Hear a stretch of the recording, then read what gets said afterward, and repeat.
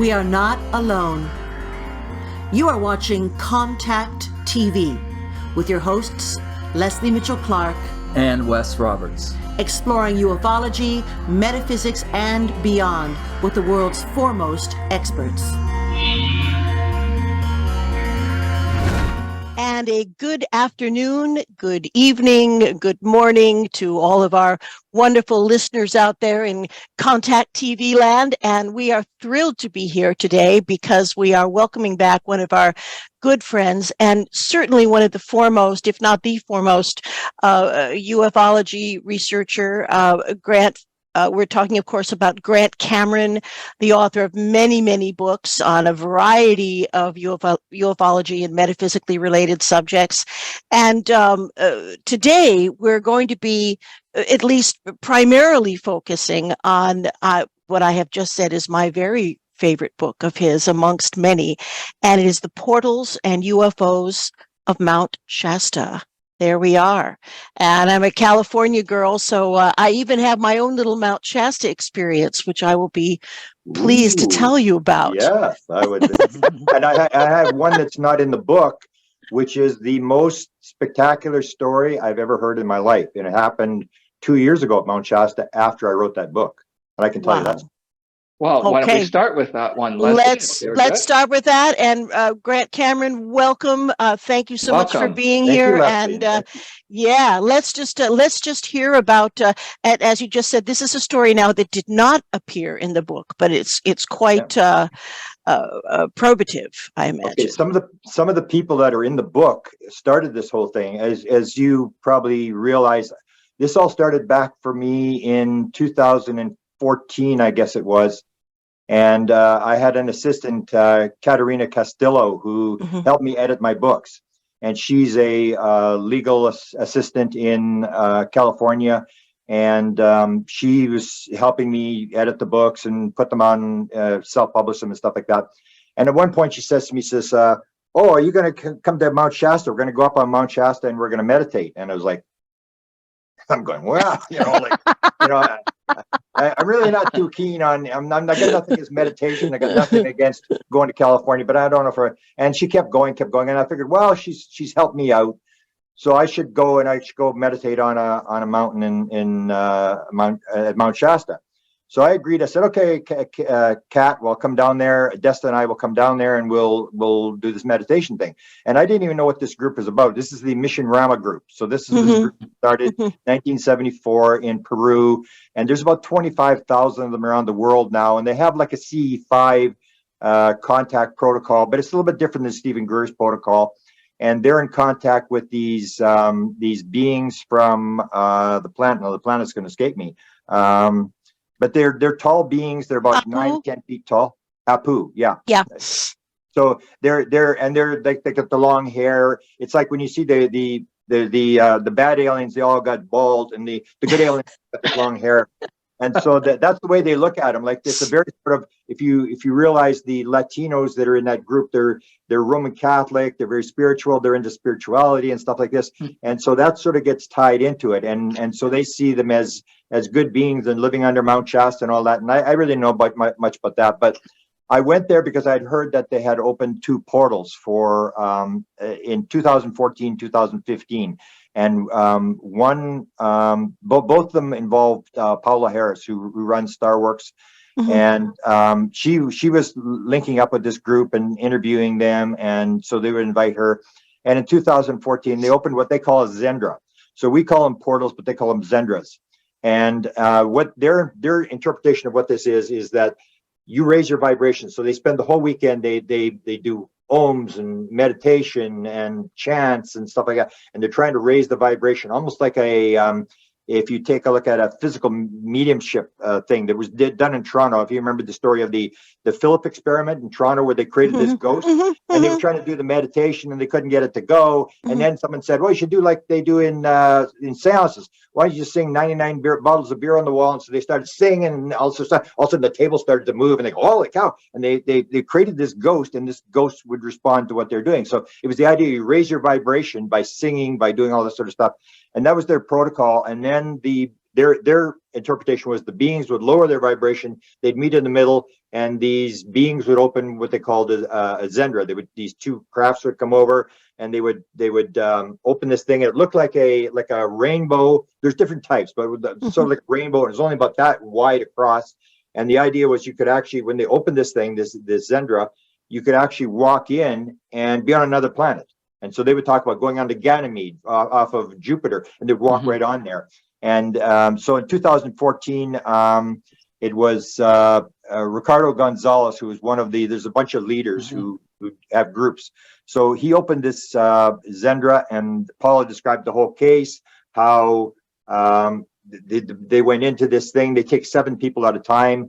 And I sort of heard the story. And so while we're going to this event, we're traveling across the country, and I've had 4 messages from, I've never had any direct contact with beings, but I've had contact with people who are experiencers who say, oh, I got a message for you from the Sasquatch, from Antarel, from the beings and all this sort of stuff. And the first one I got was from Chris Bledsoe, whose book is just coming out.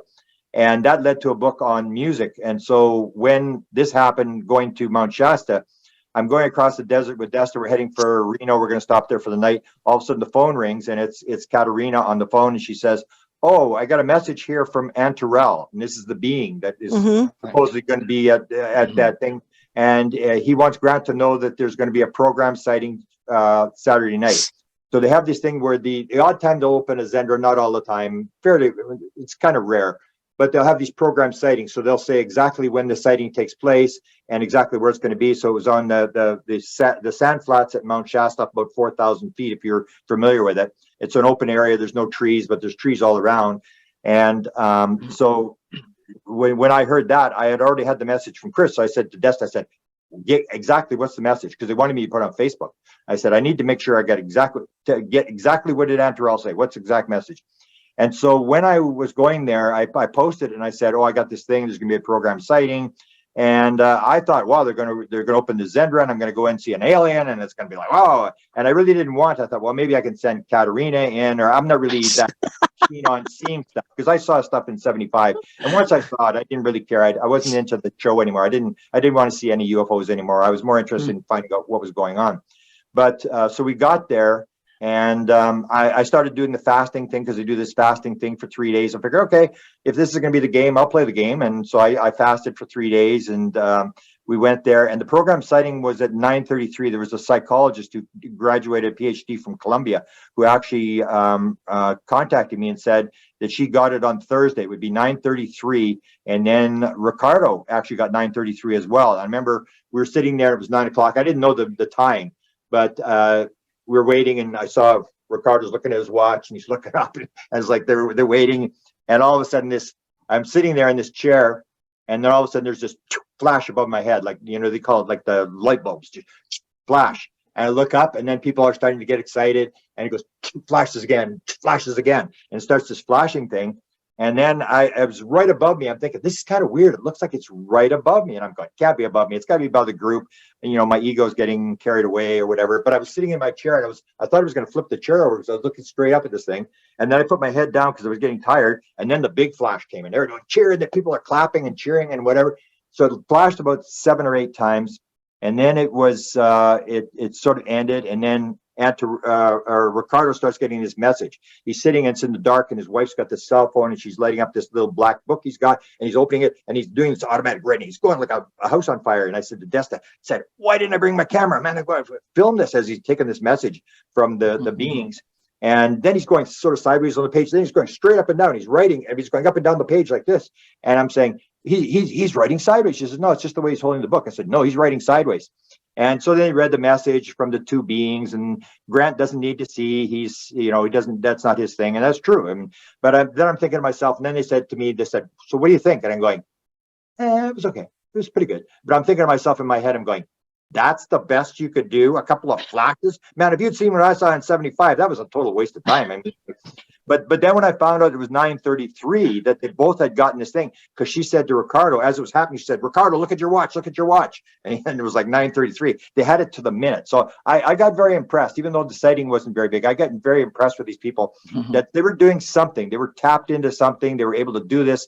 And it was like they would have these people who I'd ask, like Enrique was one and Ricardo was the other one. And I'd say to them, I said, so when did you start meditating? And they would go, oh, about 13 years old, 14 years old. And I'm going, now where I live, there was no 14-year-old boys meditating. I mean, that was the last thing. And these guys, they had this whole lifetime of meditating, almost like they're building themselves up for this event.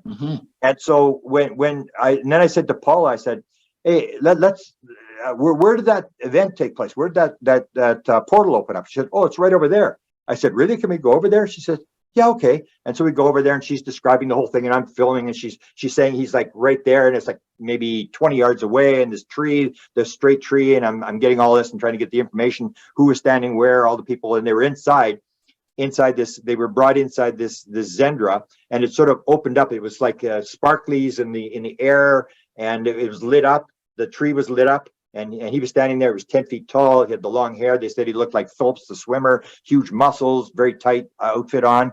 And so then I said, who else was here? And she said, oh, so-and-so and so-and-so.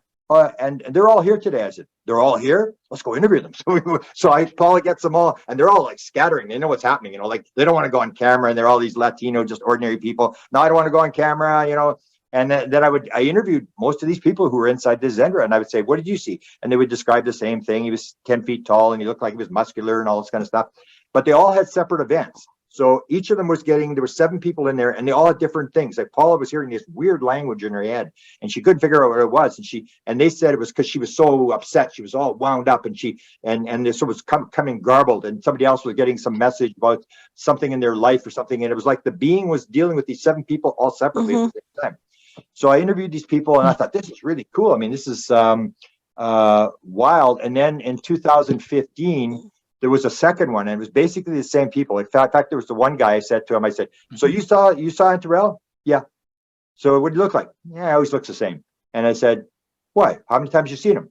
Oh, I've seen him lots of times. I don't know, 5, 6 times ago. Right. It's like, so they follow these groups around. Like this guy will go to Spain. They'll all go to Spain, and they're moving because they're sort of like, it's almost like I don't know, like a real tight group. So anyway, what happened in the 2015 one, there actually was 8 people in the Zendra. And what happened, there was a guy who gave me a 2-hour interview, and he said, oh, you can't name my name. He said, I'm an architect. And he said, if people know I got involved in this, I'll lose my job. And he was all upset, and he was really, and he had been in the Navy for 24 years, retired, and he is now an architect in Los Angeles. And he goes in, and he was the translator for Paula Harris. So he wasn't supposed to be inside the Zendra. They said, okay, everybody come in and everybody else go back to camp. And the people in camp are still meditating. They're oming and stuff like this. And a group of 7 will go over and into this thing. And I thought that's kind of, for these people to give up their chance to go inside, to sit there and meditate and keep the vibration up, to keep the Zendra open. And so this guy went in, and he had never seen anything in his life, never seen a UFO, never seen anything. And he just went in because he was the translator, and he went in, and then I'm talking to him, and he said, I couldn't believe it. He said, it was from another planet. I couldn't believe it. And I said, how close are you? He said, it was so close. I could see the lines in his face. It was like, he was right there. And it was sort of levitated off the ground. And this guy was just sort of consumed with this whole thing. And then you've heard, if you've followed the whole thing about the Skinwalker Ranch, you hear this whole thing about the hitchhiker. And I'm going like, come on, hitchhiker. Anybody who's into paranormal phenomena knows the hitchhiker exists all over the place. It happens with ghost cases that the ghost follow you for years and stuff like that. And so this hitchhiker thing started with this guy, where he said, I'd never seen anything, and he was just blown away. He just said he couldn't believe it. He said, I just couldn't believe it. I was right there, and he was there, and almost like close enough to touch. And so he goes home, and then all this weird stuff starts happening at home. And his wife says, oh, we got trouble with the car again, and your little Martians are playing with the car. And he said, they're not Martians. And she said, well, whoever they are, tell them to quit fooling around. And he told her one story. He said she had trouble with the car, and he had to go get her. And then he managed to get the car started, brought her car home. And then she says, you better go back out in the garage. I think your Martians are playing with the car again. And so he goes into the garage and he said, the wipers are going, the wipers are going, and the water's shooting up and the wipers are going, and the car's not even turned on. And then the windows were going down. The windows were down, and he's like, whoa, and he had to let the battery die. So this kind of stuff happened. And you would see Aunt Terrell there was some kid who was having a birthday party in San Francisco. He was there. He said, all these people are at the table, and he saw all of a sudden look up, and Aunt Terrell was standing in the corner, and he's looking at everybody else, and nobody can see him, and he's looking at Aunt Terrell, and this weirdness started happening around this guy, and just one thing after another. And I met him at a conference. I said, so anything else happened? He said, I need 2 hours, and I'll explain to you what's happened in the last couple months. So this leads to this case that happens in 2020. He gets in, he's getting these messages. And to make a long story short, he's told what to do. And this is during COVID. So this is 2020, August. They always do it in August. And they say we need 111 people at the event.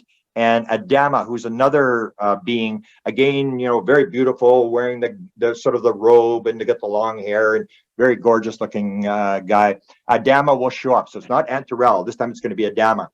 And there's about, I think there's about 24 different beings that they've named, and they all basically look the same. But Adama's going to show up. And then they had to do this thing. They went to Sedona, Arizona, and they had to touch 3 different spots. And they had these bizarre stories about how there was just absolute downpour, and they would step out of the car and the rain would stop, and they would do their thing. And then the rain would come down, and they'd go to the next spot, and the rain would stop. And it was just this really bizarre story that this guy, this architect guy, former Navy guy, and these 2 other women went, and they had to do this in order for Adama to show up. It was like it's like you have to walk the path. You've got to do something before we'll do this to see how dedicated you are. And they actually went down to Sedona, and they went through all this protocol, whatever. And they didn't get 111. They only got about 50 because of COVID.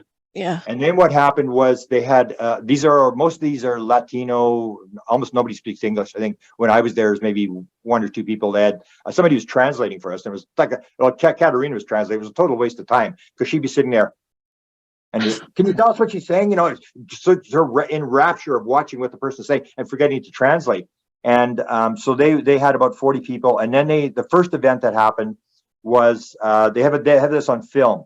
So they were doing what's called a rose ceremony. It looks really weird. It looks like everybody's lying in a circle on their back, and they got these roses, and it looks like people have been shot. They got these red roses all over of people, like things. And it's this ceremony they do. I've never done it. I've been to a couple of these events. I've never done this ceremony, but they were doing this, what's called a rose ceremony.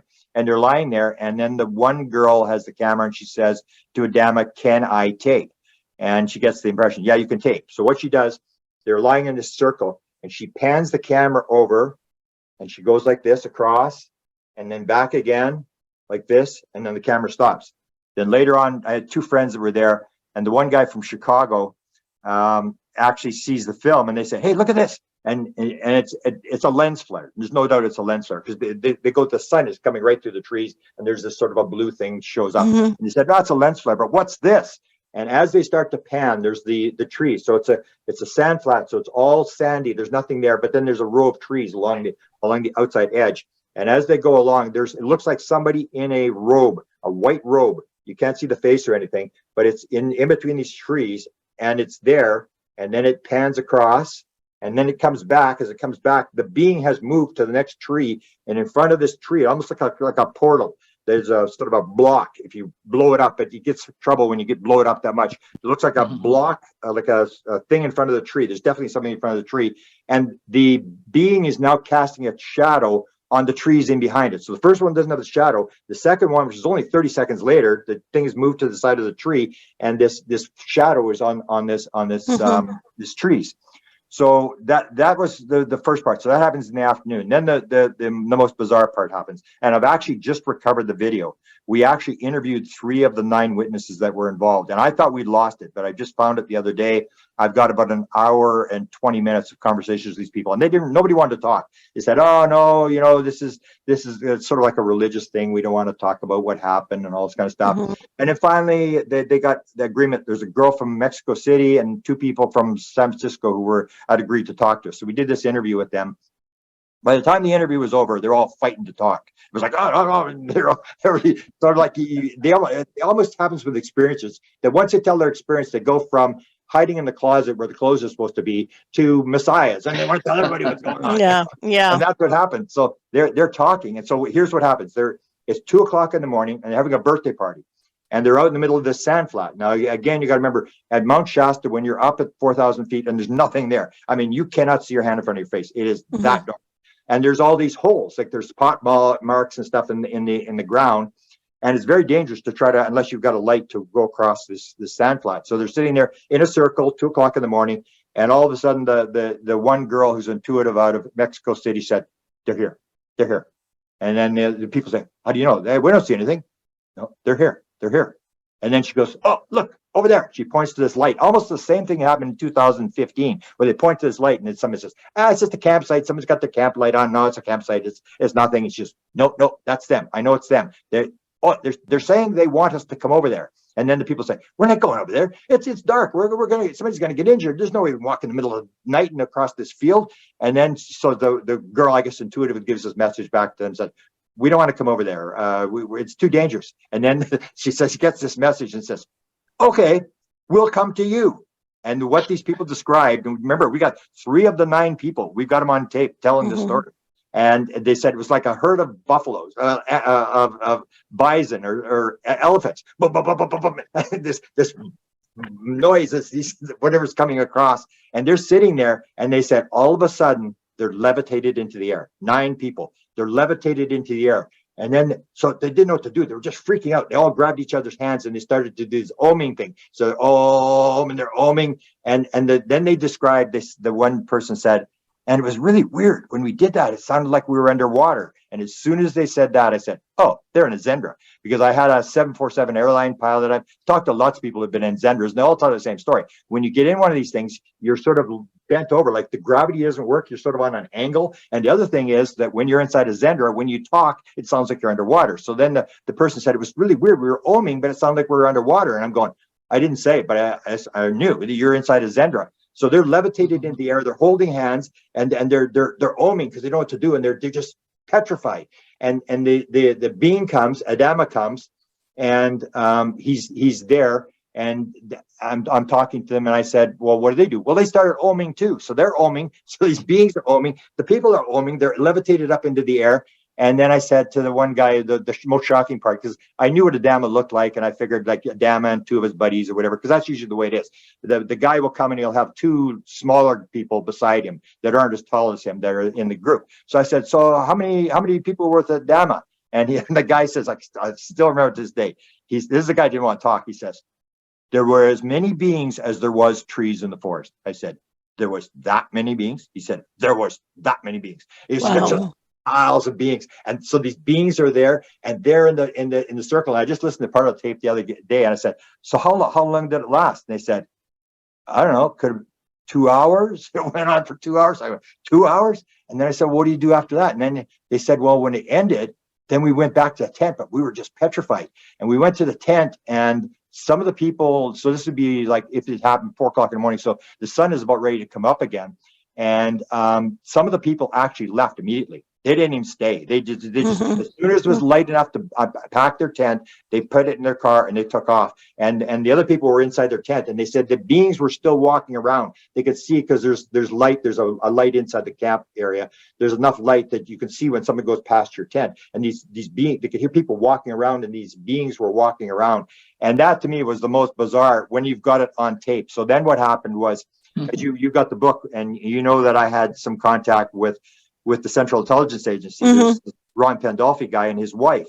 And the story is that his wife has this portal that's how she got here. And it's a really bizarre story, but I've heard it so many times. That's why I said to my friend, I said, "Hey, I'm ready to get out of this thing. I'm tired of the, maybe not, maybe whatever. I need to know, should I stick around?" And then my friend said, "Yeah, I should probably stick around." So then I stuck around for 3 years, and then he confirmed, "Yeah, this is all for real." And I go, "Really?" And so anyway, I had, and they had wanted to send at one point an assistant.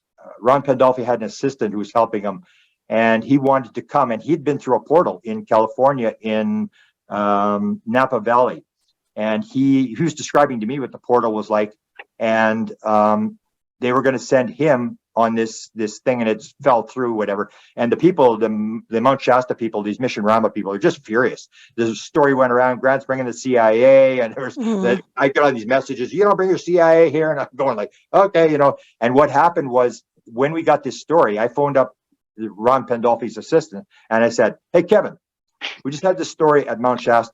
This is the most bizarre story I've ever heard. We've got another portal opened and we've got these people on tape and stuff like that. He said, I think it's time for you to tell me what the heck does the government know? And he said, okay, I'll make you a deal. I'll tell you, but in exchange, you have to do a documentary with these people. You get them and you do a documentary with them, and Hollywood will set this whole thing up, or whatever's going to happen. And I said to him, well, you know, I don't go in front of cameras. That's not my thing. I'm a researcher. And he said, well, that's the deal. And so then I went back, and of course, Katerina had worked with the Pandolfis, helping them clean animal cages and stuff like that. And as soon as she heard, she told these people, and they just scattered. It was like, that was the end of the story. It's like, no, we're not going. Well, they figured like they were going to all get knocked off, but that story was ready to go. And then there was a story they were going to do a book. But this is the most bizarre story, and there are 9 witnesses, and I know who a majority of them are. And then what happened after that story, one of them that I don't think was in the Zendra, that was one of the 9 people, he went home, and we've got these photos of it following him home. So there's these clouds of smoke in his house and stuff. And it was the same thing as the guy with the Navy. When everything went crazy for him, there was another guy, it followed him home, and he was having all these experiences, and he agreed to do an interview, which we still haven't done. He agreed to tell me all the weird stuff that was happening to him. So it was just this bizarre story that started, and these portals were opening, and the thing kept following people, and it got more elaborate. And to me, it's the most amazing story, because every time I've looked at a story, say on anti-gravity, I've always sort of tracked it back, and it always fell apart. There was nothing to it. Every time I've tracked a story on portals, there always seems to be some truth. Well, Grant, you know that even Einstein speculated very heavily that gravity was a part of the fabric of space-time, that we don't really fully understand it in that sense. Grant, could I ask you now, in the book, you talk about a lot of contact with 3 different civilizations, if we can call it that. Now, it is the beings from Apu that you have mentioned, who are tall and beautiful and almost godlike. Now, they appear to, or have said, that they come from the planet Apu, which is actually Ganymede, one of the moons of Jupiter. Now, if we were to take one of our rudimentary probes, or whatever we've got in the space program that we communicate to humans, not what we really have. But anyway, if we went out there to Ganymede to survey, would we see the Apu civilization, or are they oscillating, if you will, or vibrating in the 5th density or higher, so that they exist there, but in a different point in space-time? That's the impression. The one possibility is that it's on a different sort of level or whatever, and the other one is this idea that we are being shown, we're part of what we're seeing. There's actually a discussion took place between Bud Hopkins and John Mack at Boston, where Mack says to me, it's weird, Bud. He says, I'm the psychologist here. You think I'd be getting all the real bad ones? He said, I'm getting all the spiritual seeking ones, and you're getting all the bad ones. And maybe that has more to do with you and I. And it's this idea that we are part of what we're seeing, and that the whole thing is morphing. So everybody thinks the civilizations have always been the same, but what you see is 1895, 1896, we were flying around in wooden ships, and there was thousands of people who saw these things flying around in wooden ships, and the guys had beards, they had big, huge lights, and they didn't have batteries, so how would they have the lights? And they were flying around, and they asked these guys, where are you from? And they said, we're from Mars. But in the 1890s, that's when we discovered the canals on Mars. So it's almost like they're telling us based upon what we know, or even like maybe it was Betty Hill, one of them there, where they said, they showed them star map, where are you on the map? Well, I don't know. Well, if we don't know where you are, how can we tell you where we are? Yeah, it's indeed. This idea that Barbara Streisand's stepson is an experiencer, and he told me that what he was told is, when we come to your world, We go into your head and we find out what's in your head, and that's what we use to teach you a lesson. That's all we can do. So if you're in fear, we're going to use fear to use a lesson. If you're scientific, we're going to use scientific stuff to teach you a lesson. There's nothing else we can do. And so you see that the thing is morphed. So it started with 1896 with these guys with beards and hanging off of ropes and wooden ships, and then it was Foo Fighters, and then it was green fireballs. And then it was the Adamski type crafts, and then it was the triangles, and now it's the big thing is the orbs. The orbs are coming around and stuff like that. It's almost like they're changing as we go along. Even like if you've ever interviewed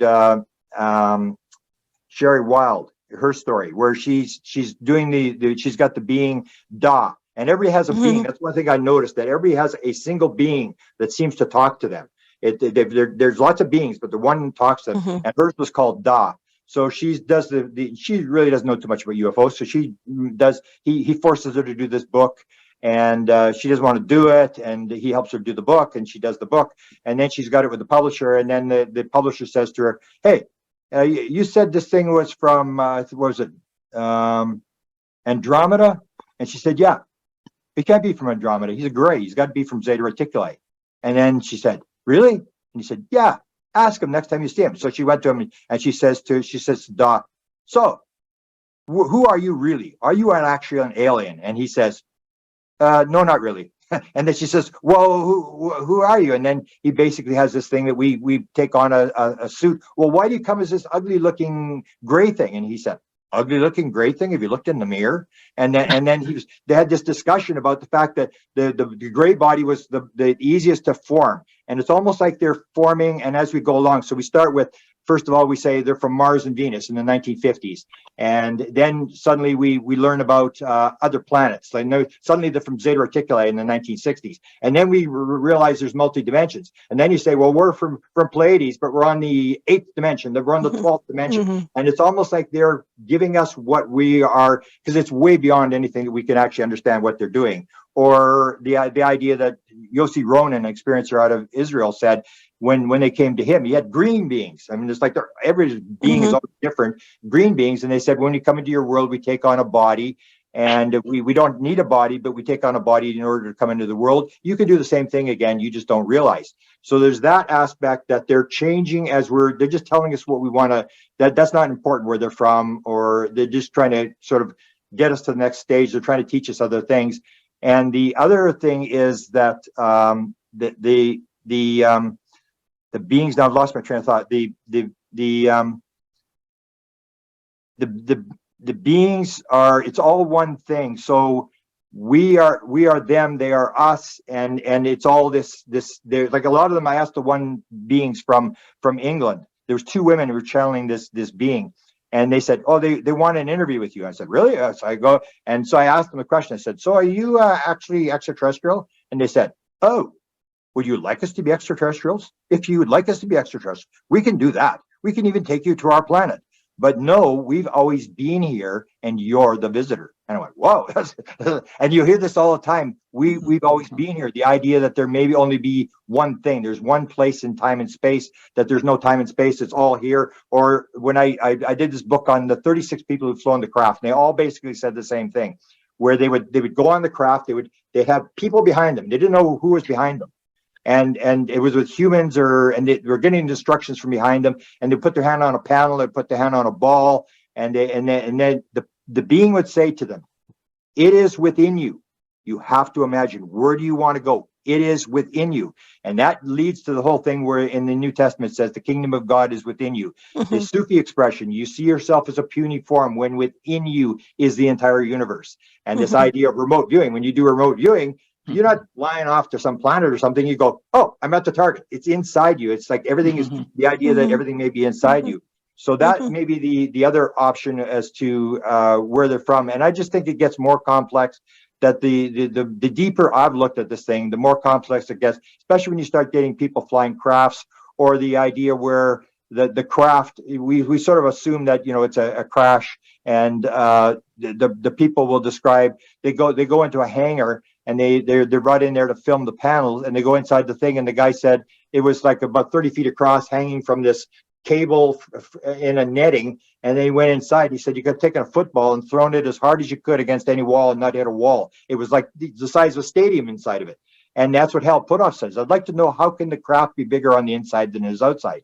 And that's what I found is the more you look at it, the weirder this whole thing gets, where the craft has different things, but everything seems to come back to the idea that that's the question we asked Kay Randall May today at the very end. We said, does the government know? Because there was a story that the government was using her to try to get information.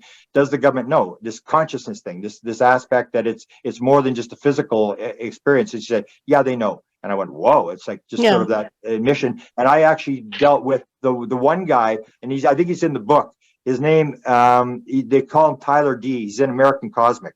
This is the guy that Diane Patalka talks about. He's in NASA, he sits in this room, and there's this thing in the next room that helps him think.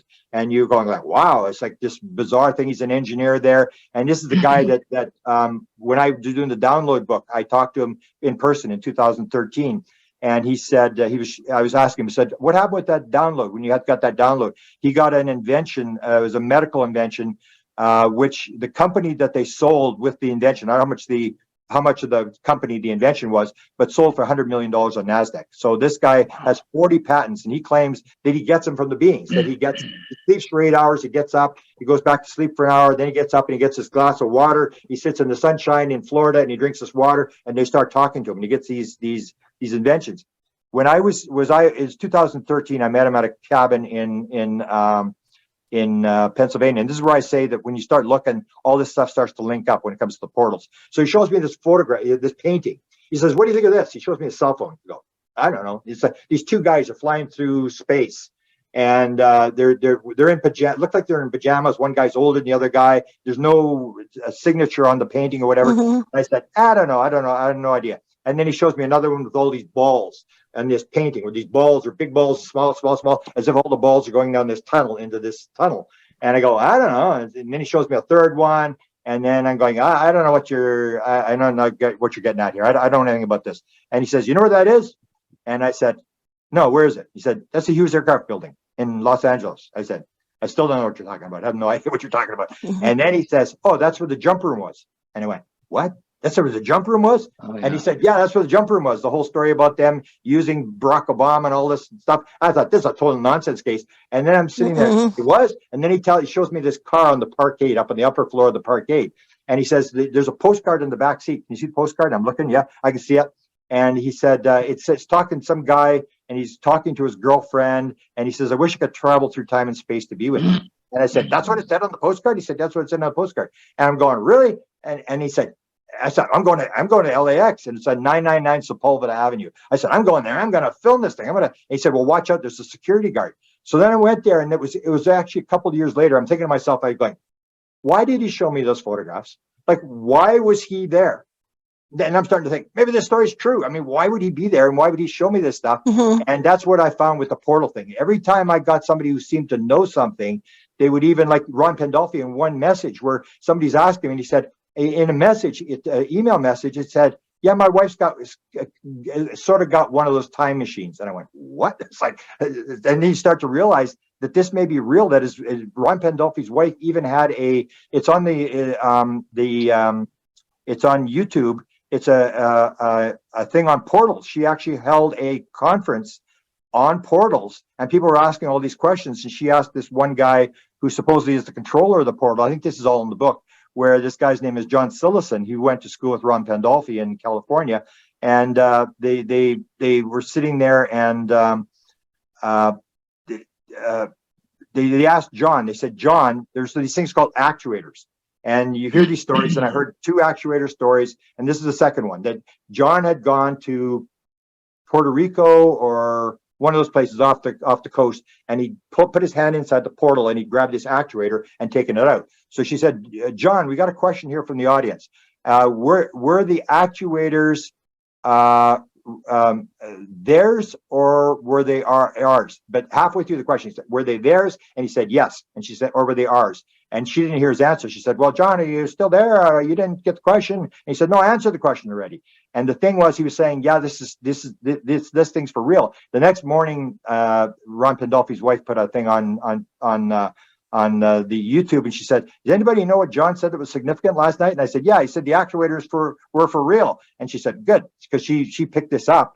And that's the whole deal, is you get these sort of stories, or the one I referenced in the book, where Ron, the only time he's ever been caught on camera, he's really upset that I got it. He put it on his wife's Facebook and on his YouTube channel, and I grabbed it. And they're going on a cruise ship through the Panama Canal, and Ron is sitting there, and this John Sillison guy is sitting beside him, and the one guy's taping, and then there's another guy there, and there's all this noise, you can't really hear anything, and they're just talking. And then she says, Ron Pandolfi's wife leans over to Ron. She says, okay, footman. She's called the princess, and he's the footman. He takes care of her. She's the princess. So they play these little games. Anyway, she said, hey, footman, so what do you say?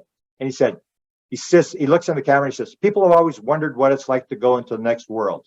Soon, the next time John goes to the desert, a number of people in this room will go into the next world and come back again. And I went, whoa. So I grabbed that and I put it up. And then if you know Bruce Maccabee, who's this Navy physicist, Ron, he got hold of this tape. He said, Ron, do you see this tape? Grant's got this tape of you. And he said, that guy's a thief. He took it off my wife's. And I was like, well, you put it up on the channel. That was the most revealing thing I've ever seen in my life, where he actually says, people have wondered what it's like to go into the next world. So next time John goes to the desert, you keep referencing the fact they've got something in the desert. Next time he goes to the desert, a number of the people in this room will go into the next world and come back again.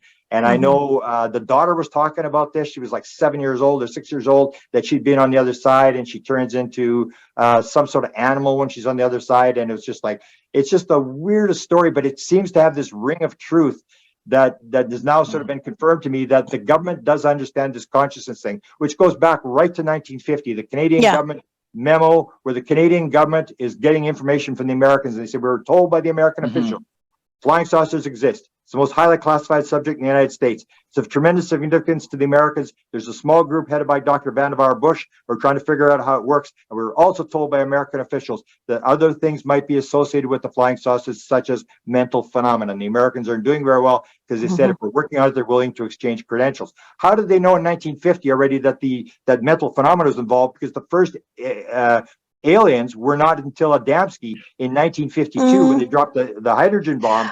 Maybe not. Maybe not. If there were if they had a live alien at Roswell, then they knew that the consciousness was the being was talking in their heads. I really believe that is the ground zero. That there was at least one Roswell survivor, because I had a girlhood friend who worked for the government as a communicator way back, way back, right at the very beginning of our modern era. Grant, let me ask you this question. Now the word Zendra, it sounds very Vedic or Sanskrit, so it must be. Is it an ancient word that has been used since the beginning of civilization? It sounds very much like a Sanskrit word. And the other thing that I would ask is, what about is there a civilization that lives within Shasta, Mount Shasta, which has always been the great rumor that it's a light and there are evolved beings living inside the mountain? The first question, I really am not too sure where it comes from. I mean, it is a sort of a Latino thing, so it may come from Spanish, but I don't know that one. The second question, I do know we had that experience as well, where I think it's in the book, where we're sitting there, and this is a second group. So there's these two groups, and they're sort of competing with each other. And so the first time I go to Ricardo's group, and then I said, well, before I do the book, I'm going to go to Enrique's group. He's right across the road. They're there at the same time and stuff like that. So I was at Enrique's group, and they have there's no major sighting that it happens. There's some minor stuff, whatever. But on the last night, they had what they thought was a Zendra may have opened in the back, in behind the campsite, and then Enrique's telling this story where he says, and this is the whole thing, that there's this city that I can't remember what it's called. There's a city underneath Mount Shasta. And I thought, wow, that's kind of crazy. I mean, maybe in another dimension or something like that, but it doesn't make any sense. It's like the White Brotherhood's living under the mountain. And it's like, that sounds like something they've adopted from ancient history or whatever. And it didn't make any sense. Why would they hide under the mountain? But anyway, he's sitting there, and he said, the event, oh yeah, there was an event happened, but I wasn't involved. It was up on the up on the mountain where they went up about 12 midnight. They were given this message to go up 12 midnight, and they encountered this being. But anyway, they come back and it's 2:00, and Enrique decides he's going to go to the bathroom. So they got these outhouses. So he goes to the bathroom, and he looks at his cell phone. He's got 5 bars on his cell phone, and he's going, 5 bars? I mean, you don't get any bars at Mount Shasta. You can't get a cell phone. And he's got 5 bars. So he's sitting in the toilet and he's playing on the cell phone. And he said he was in there for about 2 hours. And then he comes out and then he walks out and he looks at the mountain, and there's lights all over the mountain. And it looked like the city, all the lights of the city. And he's going, oh my goodness, where's my camera? And he's running around, and of course it's in the dark. And then he suddenly realizes, oh, I left my camera in the circle. They have these circles where they do the meditation stuff. So he goes and gets his camera, and then he's trying to wake up the guy with all the camera equipment, Marcel. Marcel's got all the latest equipment. He's kicking him Marcel's tent, and then he's trying to wake up the one of the other guys, and you hear him snoring. He can't wake anybody up. And he says, "Where's Grant's tent? I got to get Grant up." And then he finally gives up, and he says, "Oh, okay, I'll take these photographs," because his doesn't photograph very well at night. And he did. I think we put the photograph in there, but by the time he got this all arranged, the sun was starting to come up, and there was women with him, and they were just freaking out, and they were look at, and there was a line going up the mountain of these, like he was supposed to go up on the mountain. He wanted him to go up there to the city thing. And that's Enrique telling that story. And we got the photos, and he said it absolutely, he never really knew whether to believe that story. But when he saw these lights, because there's nothing on the mountain, there's no lights at all. Right. It's Nothing. like there's snow up on the mountain. So it's not like people are going to move in the snow, because the snow will be about 3 feet high. That there's nobody moves on the mountain up at that level. And when I heard him tell that story, and they were so excited, and I actually got it on tape, because the morning after I was in the circle, and I realized I'm gonna tell this story. I've got to tell. So I had my tape recorder going. I didn't tell anybody I got tape recorder going. I wasn't going to use it, to publish anything, but I wanted to know who. I was trying to memorize who's who, because there's 35 people in the group. Who's this person? Who's this person? So I can put the story together. And these women are telling this story, and they're drawing it on the ground, what the lights look like, and they were just all excited, and it was like. It made you think, and it's this idea about what is real reality. I mean, you have the 3D reality. Is there a reality inside the reality? This idea that you can go inside a UFO, and it's the say 20 feet across, and you go inside, it's the size of a football stadium. Could be the idea that you can take a stone, or you go and there's a rock beside the road, and you say, oh, it's a rock beside the road, and you don't realize there's a civilization inside that rock, that they could actually hide themselves. That time and space really don't mean anything when you start getting into this whole idea of the stuff that we're seeing with UFOs. The first woman that told me she'd flown the craft when I was going to throw her out of the house, I thought she was absolutely insane, told me the story that they have crafts that are as big as a solar system. And I went, okay, first you told me you're flying the flying saucer, now you're telling me this nonsense. And then I heard it later, and that's what Hal Puthoff said. I'd like to know, how can you make, and from what I hear, even the ones on the ground, when they go inside the ones on the ground, they're bigger on the inside than they are on the outside. And that defies the physical logic as to what are we really looking at? And that's the key question that was asked to Kay Randall May at the end. Does the government understand this consciousness link? So the idea is it may all be consciousness. Maybe the physical world is this illusion. It's Maya. It's a vibration that, consciousness starts to vibrate, and the different dimensions start coming, and it's all illusion. And they move the illusion around, and they can make you see whatever they want, and you're seeing it, and you're part of what you do, because everybody thinks it's separation. There's me here, there's you, but all the mystical literature, all the spiritual literature should tell you there's a non-local field, that once you get outside that ego, we're all connected, we're all one. And that's the kind of thing that I think is very important. Or the people inside, you start to realize when people start to describe what they see inside the craft, that you start to realize this is turning to be much more spiritual. And I would actually say now, it's going to be all spiritual. As much as people are going to hate it, this is a spiritual experience, is what's going on here. Because you start to see these crossovers where people go inside when I started asking these 36 people, and the first guy said, I put my hand on the panel, and he said, I could suddenly see in 360 degrees. And I went, hey, that sounds familiar. That's out-of-body experience. And then if you look at the free survey, you see, free survey, they say, how many people out of these 3,000 people they did for experiences, how many have had an out-of-body experience? They said 80%. And then you're wondering, is it an abduction or is it an out-of-body experience? Because you get Bette Andreasson. Bette Andreasson says she was brought back in this ball the one time, and she said, I was so happy to see the trailer, and it ran in, and my husband was sleeping there, and then I went, and I was sitting on the side of the bed.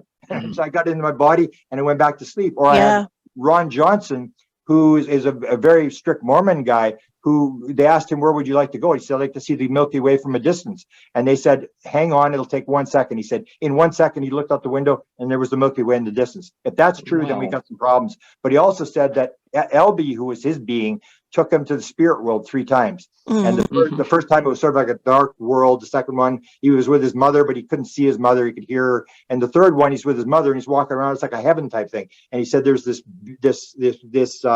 building there. And he said, and I looked at it looked like a temple in Nephi, Utah. And then he said, my mother said, when you die, Ron, you're going to have a room in this building. And then it sort of opened up and he could see his father inside the building and stuff. And then he said, I walked into the building and he said, it was like 10 or 100 times the size inside as it was outside. And I go, hey, that's like a UFO. Is this a UFO or is this the spirit world? And you start seeing these crossovers between the spirit world and all this kind of stuff. And you start wondering, is this all the same thing? That we're part of it. And that these people are, that's where I think the most important thing is that when you start listening to these people's stories, you start to realize, or the one, I give you the one that really blew me away. And I don't know if Wes has had this experience of somebody standing behind you. Because I actually asked Whitley Strieber. I said, Whitley, he told me, he said, I've flown the craft too. And I said, so he told me the story. He said, I had it and the panel board was there. And I was thinking to myself, he says, I was thinking, I think I should try to steal this thing. And then he said this voice behind him started laughing, like he telepathically, this person behind him. And I said, have you had people standing behind you? He said, all the time. And so what happened was the first guy that told me was a retired U.S. Air Force colonel. He told me he was standing in the middle of this craft and there's somebody behind him, 2 people behind him, or 2 whatever's behind him. And they said, go ahead and do it. And he said, I don't know what to do. And then the voice said, you know what to do, just do it. And they went and he flew, put his hand on the panel and he was flying the craft. But Jim Semivan, who's now very popular, the high-level CIA guy, who's an equivalent to a 2-star general in the CIA. He's telling his story and he's being interviewed by James Ian Dolly. And he's talking about his experience. He doesn't want to talk about the beings that were in the room. He said, I'm going to release it later, but I don't talk about it right now. And so James gets sort of frustrated. He says, well, did you have any telepathy when you were with these beings? And he said, oh yeah, that was the most interesting part. He said, while I was standing there with my wife, there was this entity behind me and it had this guardian type thing going on about it. And I went, guardian type thing? And that's Michael Newton, because I've always studied Michael Newton. And Michael Newton, when you have the life when you go to the life review and there's the panel, the interlife, these 3 to 12, the soul guide is standing on your left side behind you. So I said to James, I said, contact James, contact Jim Semivan, ask him what side was the being on. And then you start wondering, is this a soul guide? Is this like a play that we're playing and the soul guide is behind you and your soul guide? Because if you're on board the ship, if there's soul guides, they're going to be with you. And when I started, and then that's one of the questions I regret that I didn't go back and ask people, did you ever, because everybody I asked since, I said, yeah, there's people behind me. Or the one guy that when they made him leave the ship, he said 2 grays, but he wasn't allowed to look at them as they were leaving. And I was like, how do you know they were grays if you couldn't look at them? He wasn't allowed to look back. And you start getting this over and over again, this idea that there's people behind you that are sort of directing the play. And that just fascinates me. Just the similarities and the stories that you start getting, and the more I look at it, the more it looks spiritual to me. That it's a non-physical thing. It's consciousness, and as K. Randall May pointed out, the government understands this. They understand. That's where the portal thing comes. That everything else, the anti-gravity, but when it came to the portal, then you started getting these high-level government officials that I talked to who would hint at it, like, this is the jump room. This is where the thing is. It's right outside the elevator. The one with the 2 guys flying through space. He said, you know where that is? I said, no, where? He said, it's right outside the elevator. He said, it is? So it's Thank you for watching Contact TV. We would like to thank our generous sponsors, Lightwork Hypnosis, UFOria and the UFOria Chronicles, Earth Mystery News, Conspiracy Culture Books, MUFON Canada, Free Experiencers, the Dr. Edgar Mitchell Foundation for Research into Extraterrestrial Encounters, and Variety Store Productions. For guest booking information, please email Wes Roberts at producer@contacttv.ca. And don't forget to join us on Facebook and Twitter.